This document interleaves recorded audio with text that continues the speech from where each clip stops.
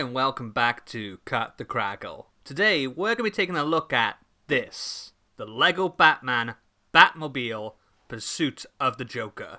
This is just one in a wave of Lego Batman sets releasing this summer to coincide with the character's 80th birthday. It retails for $24.99 here in the UK and consists of 342 pieces and 2 minifigures. I was very excited to pick this one up, mainly because from the images, the design of this car reminds me so much of the 1989 Batmobile from the original Tim Burton movie. But also because that Joker minifig design is taken straight from the DC Supervillains video game. Alright, let's take a look inside.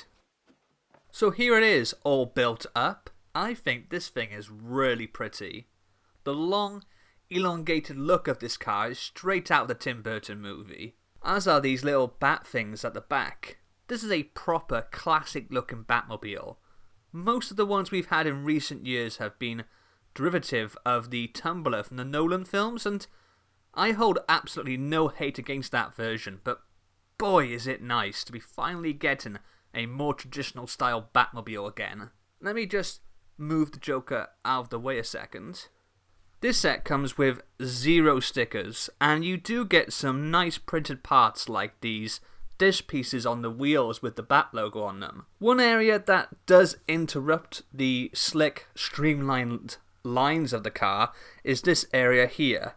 It's not exactly ugly, and I think it's important to have a bit of visual variety, but before building this, I was somehow under the impression that there would be panels here that you could pop off to reveal these engines here. That would have been pretty cool, but I don't think it's a huge loss, as they still look really good. At the front of those, you have a stud shooter, which can be a little difficult to pull up. Might be easier for someone with smaller hands than mine, but you know the deal here. You load it up with a single stud, like so, and then fire. Dead center is the cockpit, which you can access by lifting the canopy like this. There's an existing printed tile there for some dials and displays for Batman to read whilst driving. Fortunately, this minifig does come with the newer soft cape piece, so even though that does get kind of squashed in there, you don't have to worry about it getting crumpled or creased. If you look down the barrel of this car, you get a really cool view of Batman behind the wheel. Round the back, we have the iconic afterburner, a staple of almost every Batmobile that ever was, with the long flame piece coming out the back, and when you move the car back and forth, the flame spins round. Let's take a closer look at the front of the car. Got a classic style hood ornament. This is one of the Bat accessories they brought out last year, I think, and you actually get the complete set in this gunmetal grey, but the build only uses this one part, so that's a lot of spares just off the bat there. This set comes with 2 minifigures, the Joker and Batman. As I mentioned earlier, this Joker minifig is based on his appearance in the DC Supervillains video game, but he's not 100% accurate to that look. Sadly, we don't get any arm printing here, and an interesting omission are the playing cards in his waistcoat pocket. The Batman fig is based on his Rebirth costume, and comes in most of this wave of Lego Batman sets besides the Juniors or 4+ ones. Joker also has some very nice back printing, and an alternate expression.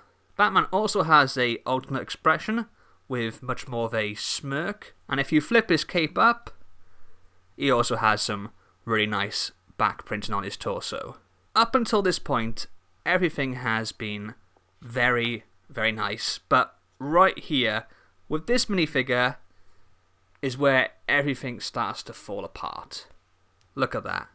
This is an increasing problem. The printing quality with Lego minifigures has become so inconsistent. It's shocking, to be honest, that we're now seeing knockoff and rival brands with better quality printing than Lego. That's supposed to be a flesh tone for his face. This is disgraceful.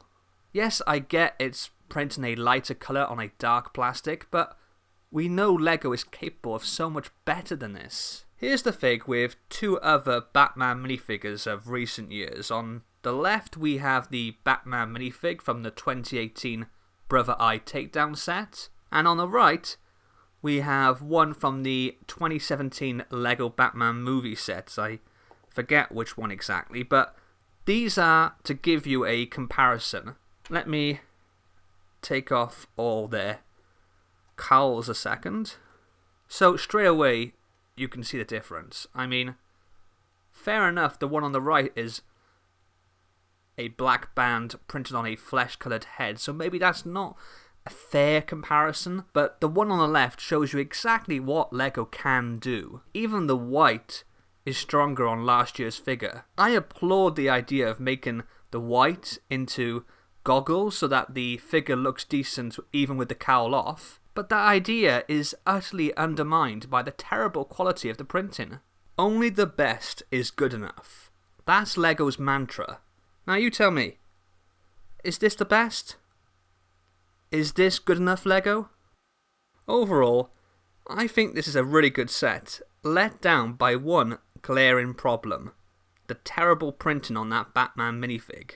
That aside, the Batmobile itself is beautiful and pretty difficult to find fault with. I also really like the new Joker minifig, even if it isn't 100% like his appearance in the game. This set is sure to appeal to fans of the Tim Burton or even the animated series Batmobile.